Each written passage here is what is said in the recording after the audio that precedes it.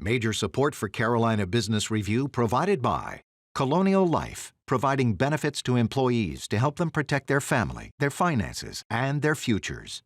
High Point University, the premier life skills university, focused on preparing students for the world as it is going to be.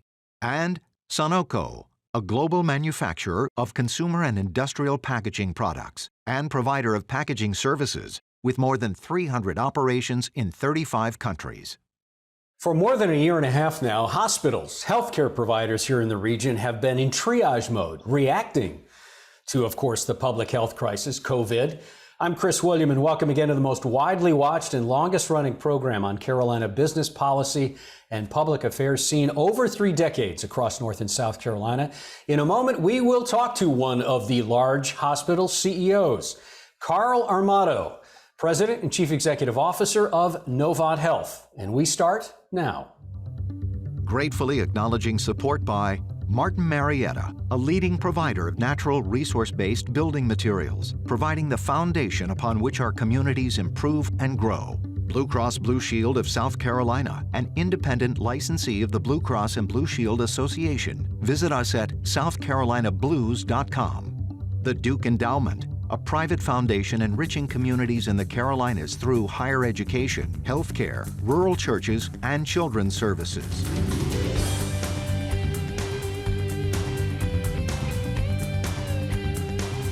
On this edition of Carolina Business Review, an executive profile featuring Carl Armato, President and CEO of Novant Health.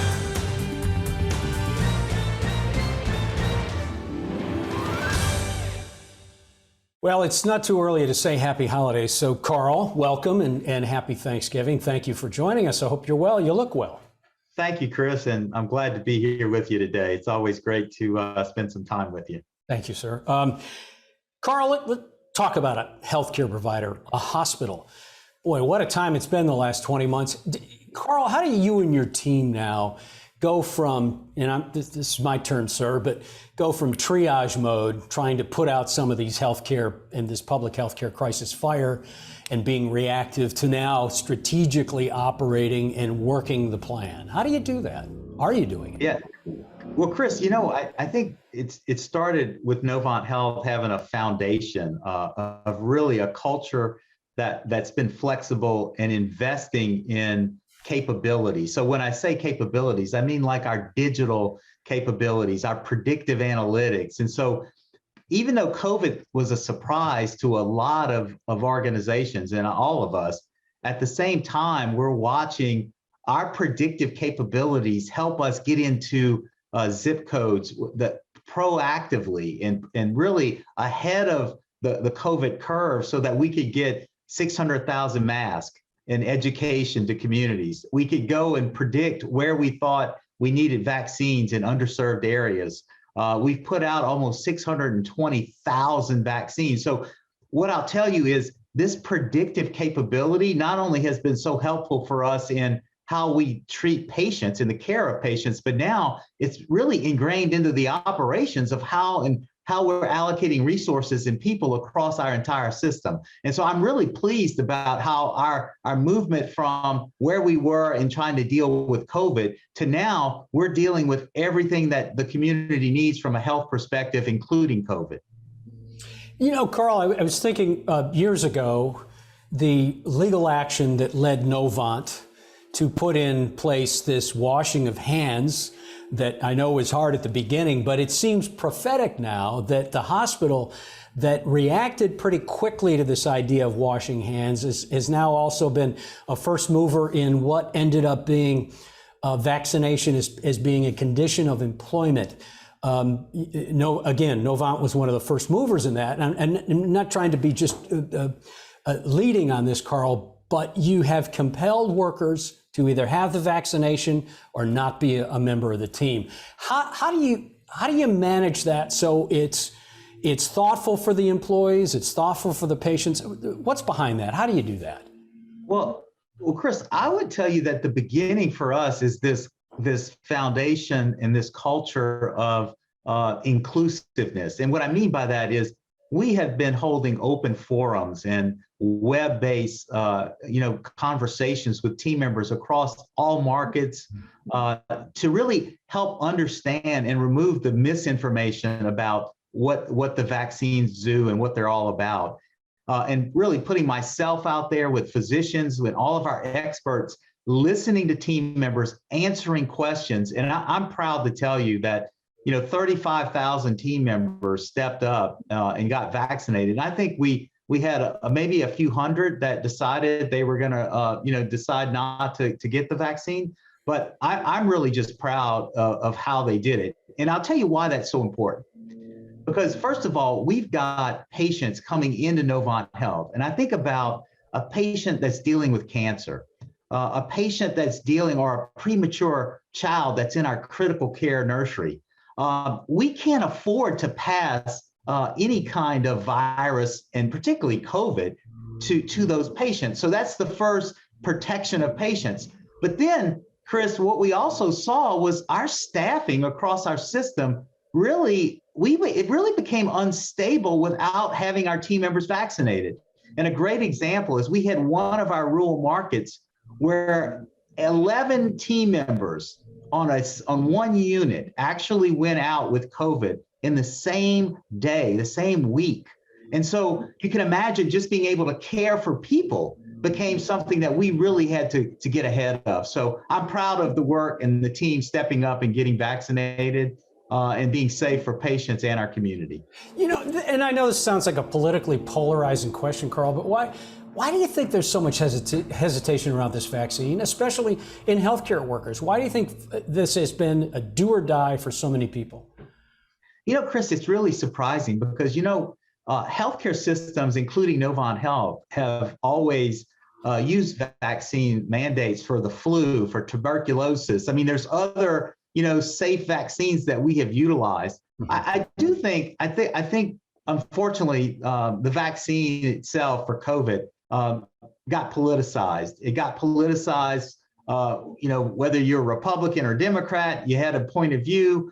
Whether you were an independent, you had a point of view. And it really created a lot of misinformation, Chris, in the marketplace. I mean, I'm still addressing misinformation with our physicians and our scientists who are trying to make sure that this misinformation is not out there. But it's really been unfortunate because all I can tell you is we know the vaccines work. And I think what helped our team members was to actually see the impact of our own patients in our own facilities. So it wasn't a federal set of numbers. It wasn't a state set of numbers. We showed them the impact on patients inside of the Novant Health system, that they could see and touch and know the people who put those numbers together. So I feel like the transparency of sharing information in that way helped us tremendously. Do you think, living as you and your team members have done, and I mean all 35,000 employees at Novant and the other hospitals as well, living in this day in and day out, 24/7, 365 as you have, do you see that we are closer to a day soon where we're not talking about the vaccine or COVID-19, that it's now something that's back to normal of some sort? Well, Chris, I wish I had a crystal ball that could tell you the vaccine's gonna disappear. But unfortunately, I will tell you that the COVID-19 and particularly the Delta variant has really been difficult for a lot of us in trying to battle it. I believe that COVID-19 and the different variants are going to be with us for some time. Now, what we might see is what we're seeing across the country today and across the world. We got hot spots here and there. We've got surges. So I'm anticipating, and I'm trying to plan with our resources and our workforce, that we're going to have some form of COVID inside of the system while delivering the remarkable care that we're known for a period of time. You mentioned a couple minutes ago the idea that in one of your units you had 11 providers out, and it was a rural unit. Let's go back to rural health for a moment, and know that has been a focus for hospitals, certainly Novant, for a while now, even before COVID. Where's rural health and where's the delivery of rural health now, given that a lot of your bandwidth has been taken up with the COVID? How do you feel about it now? What are your next steps? Well, I tell you what I really am proud of, though, is how the health systems, particularly in North Carolina, South Carolina, have really come together to really take on and battle COVID as a team. And I say that strongly. So competitors, yeah, there's a lot of competition in both the Carolinas, but the fact that we've all come together, and when I say together, it means inclusive of rural healthcare and bringing rural healthcare into how are we going to work better together. And I think COVID, if you find one great thing that happened, was we integrated and tried to understand what was happening in rural, not only North Carolina, but South Carolina, so that we could help with resources in the marketplace and open up capacity at our own facilities to help them deal with the different complex COVID cases that they were dealing with and other healthcare needs that they had. I think, Chris, this gives us a great opportunity, just like diversity, inclusion, and health equity. It gives us an opportunity to reassess not only how we're going to help rural healthcare, but how we're going to ensure that everyone has the access to the healthcare they need and deserve. Do you have the resources to apply it or deploy it to rural healthcare, given everything that's gone on? Do you feel like you can move in that direction? Well, here's what I'm thinking, Chris, is the way we came together as partners to battle COVID. I think you're going to see some unique partnerships occur. The relationship that we have, for example, with UNC now, and working with them in Wilmington and in Charlotte, there may be opportunities for Novant Health and UNC to even work together across the Carolinas to be able to help in rural healthcare. So those are examples of new relationships, new partnerships, new approaches to care that I think is going to take those that have a lot of resources helping those that may not have the resources they need to deliver the care that people need. You mentioned UNC, and let's unpack that for just a second, Carl. Certainly, your crosstown rival, Atrium and Wake, have announced a pretty big tie-up when it comes to teaching school. You yourself have UNC. I've got to read this because I'm not going to get it right if I don't. Studies suggest that over 1/3 are thinking about leaving the profession in nursing and in healthcare. So if you are trying to deploy this idea, if you are deploying this idea of having a teaching hospital tied to a university, and not just you, but others, of course, but you've got this forward headwind about these folks that are either leaving or just not going to go to school for nursing or healthcare. Does that create a problem with these ideas you want to deploy? Well, Chris, first of all, obviously there's always a lot of ideas and not enough resources. So we recognize that. Yeah. I will tell you though, I think the relationship that we are building with UNC Health and the UNC School of Medicine, these branch campuses, I think can be really helpful.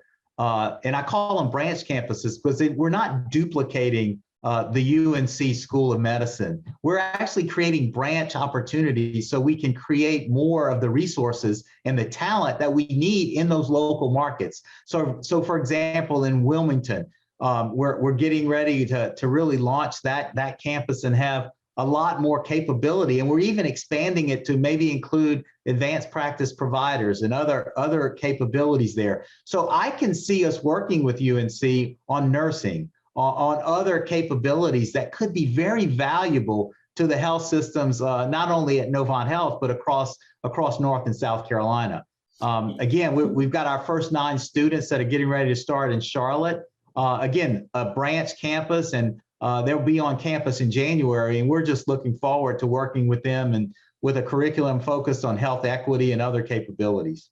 You mentioned Wilmington, New Hanover Regional Medical Center, of course, beginning of this year in Q1, you announced and did, in fact, do an acquisition. I say an acquisition, but more than a strategic tie-up. Close to $5 billion was not a small amount of money. So that I know you want to get that right, and history shows you probably will. But let's talk about that for a second. So New Hanover Regional Medical Center, as you well know, Carl, was was passionately a county hospital that wanted to remain, or there were many people in that community that wanted it to remain a county hospital. Bit contentious getting to the point of the acquisition. How is it now? How would you characterize what it is now as a Novant partner? Yeah, Chris, in early 2021, we welcomed New Hanover Regional Medical Center as part of the Novant Health system. And really, our focus was to expand care along the Carolina coast, both North and South Carolina.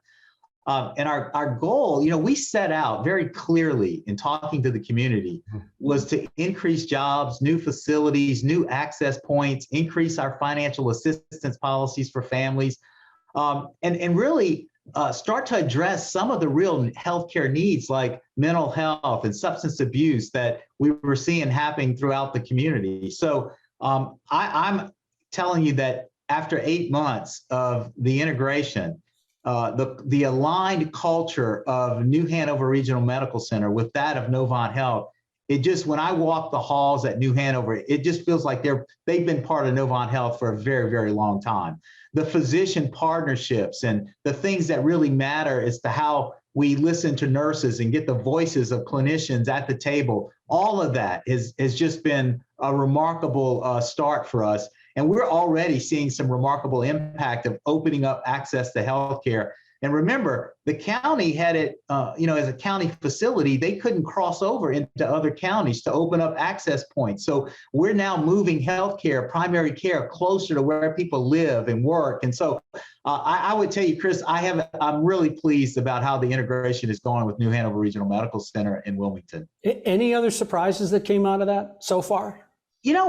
One of the things that we did a listening tour, which we do in all of our markets, but diversity, inclusion, and health equity has been really important. It's been embedded in the strategy of Novant Health in everything we do. And so, going and sending Tanya Blackman, my Chief Diversity, Inclusion, and Health Equity Officer, into Wilmington to talk to all the community, all the team members, there were a few surprises of opportunity that we really need to address. And it goes back in time. There's a history that we have to recognize, but it really is, how do we ensure that every zip code and every community has the healthcare and the access that they need and deserve? And to me, those are going to be those aha moments that we've heard from the community, and being able to open up those access points are going to be pretty exciting. And you may have heard Michael Jordan has agreed to put 2 new clinics in Wilmington, in his hometown, and he contributed, another $10 million for us to do that. So those are the kind of examples of, aha, we heard you, and now we're going to respond to it. No, I had not heard that, but thank you. I mean, to say that that's probably confirmation is an understatement. We're going to run out of time, as we always do, because we've got so much information to pack into this with you. Carl, let me bring it back to something you mentioned a couple of times, this idea about DEI, diversity, equity, and inclusion. And I know you all have been not just sensitive to it, but embracing it for a while. Back in one of your biggest markets in Charlotte, the Mayor Vi Lyles, announced what she is called, or what her team is called, the Racial Equity Initiative. And because of that, and Novant was clearly at one of the top partners in that, the hope is to raise $250 million in that market alone for this idea of racial equity and DEI. More than a box to check, Carl. How does DEI play into the long-term strategic value of not just what you're doing, but how you're hoping to lead? Yeah, Chris, I think, first of all, we've already determined years ago, long before there was racial disruption in the environment, in our communities, long before the George Floyd incident and unfortunate murder, we actually decided a long time ago at Novant Health that we were embedding diversity, inclusion, and health equity into the strategy. We thought it was the right thing to do. And Chris, the reason we saw such a beautiful impact on it is, it used to be I had to have conversations with people about why, we were winning awards on certain quality metrics. Yet when you broke it down by demographic, by patient population, we saw just these disparities in these numbers. And so to be able now to have an organization with a culture that is going after those disparities without anyone in the corporate office having to ask about them. So for example, just with pneumonia readmissions, we eliminated, there was a gap in those disparity numbers. And we actually not only eliminated it between the differences before African Americans and Caucasians by about 4 to 6%, but then we reduced readmissions for everyone. So the embracing of that was a great example of why I think what the mayor is doing right now is helping us all advance health equity. And so what I'm really pleased about is that I think she's getting the voices of not only healthcare, but our entire community, where people live, the local, faith-based individuals, the community leaders, and the healthcare organizations to really help her ensure that equity is brought to all in our markets and in our community. How do you know, and this is not cynical or even skeptical, how will you know that once the mayor in Charlotte, Vi Lyles, can say that successfully has raised $250 million toward that equity initiative, racial equity initiative, how will you know that it is being successful? What are the bookmarks or what are the road signs that tell you that it's going in the right direction? So first of all, the first thing that she's already done that I can tell you is setting us off to a very successful path is she's being very inclusive about who's at the table. So she's got a lot of people that have been investing in the social determinants of health. So for example, whether it's Novant or other health systems, we've been addressing housing, how do you get affordable housing? We've been addressing a lot of the food insecurities that are out there. But the point is now we're going to have a team of people that can start to really attack and look at different problems across our entire community and ensure we're getting not just a resource here or there allocated, but maybe an entire set of opportunities of resources that can really make a difference and a sustainable difference. And that's what I'm going to be looking for, Chris, is sustainable differences, not just something that checks the box for a year. Mm-hmm. Carl, we have about 4 minutes left or so, and I do want to unpack the idea around mental health. I know you've been a supporter of it. Secretary Mandy Cohen from North Carolina Department of Health and Human Services has more than banged the table the last few months about this mental health in general and how it's even more critical now. How do you allocate more dollars and more resources to the mental health of your 35,000 team members, but also those patients that are in the mental health units? Yeah, well, Chris, I'm going to start with our team members because I think you bring up a great point. First of all, our team members are physically exhausted. They're really our focus on their resiliency. We already had physician and nursing resiliency programs, administrative resiliency programs, but we've had to really launch a whole new approach to thriving together, and we really are trying to collectively address even some of the mental health issues we're seeing with our own team members. I mean, think about those critical team members that have watched so much, unfortunately, death with COVID in the intensive care units, the critical care units, the emergency rooms. And so I've actually started talking to, we have a general on our board, General James Amos, who is the 35th Commandant of the Marines. And I've actually been working with him on what the Marine Corps dealt with PTSD and how do we bring some of that of mental capacity and resource into the healthcare environment. So what I'm going to tell you is for team members, we're putting resources. I think we put already this year about $250 million just in obviously the basics of salary increases, benefit increases, incentives. But we're doing a lot more to address the thriving together in their mental health and resiliency. And then as far as mental health overall, it's going to take a partnership. It's going to take teamwork. We're investing a lot in it as a system, but that's why I think you're starting to see why scale and some of these opportunities to come together with other systems, we can address it together, but it's going to take a team of people both public and private partners coming together to address more of the mental health needs across our communities. And I know you don't want to get out in front of your public policy team, but Carl, how do you, when you got North and South Carolina now that both have substantial budget surpluses from years prior, there's got to be some money in there for mental health. So how do you access it? Well, I think what we're going to have to do, though, is show the impact and the outcomes that we're going to have first on it. I mean, that's the thing we have to articulate. In my mind, Chris, it's not building the same, brick and mortar kind of approach. We gotta utilize digital capability. We've got to get at where people can be and access healthcare with regard to mental health. It's a whole different environment. And if COVID taught us anything, it taught us that we really can thrive in the virtual environment. I mean, we went from having a very limited number of those virtual mental health calls or even regular, interaction with patients to now. I mean, it's 1 million people that have video visits with us now, Chris. So my point is that's another whole way for us to get at mental health and mental capability, both in rural areas and other areas across the Carolinas. Yeah. Carl, thank you. We are out of time and, of course, have left a whole bunch of things on the table, price transparency and all those other things that everybody loves to talk about. But please come back. I hope you'll come back soon.